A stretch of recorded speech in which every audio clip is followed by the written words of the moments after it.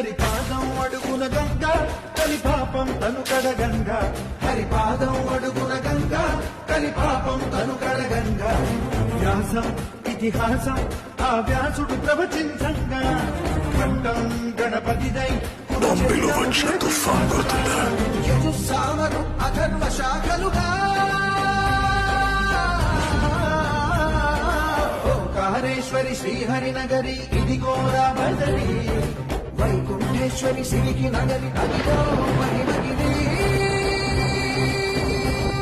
ఈ కొండపై పాకండగా ఆ విష్ణు పాదమే వెలసి వేదాలనే విభజించిన శ్రీ వ్యాసపీఠమై విరిసి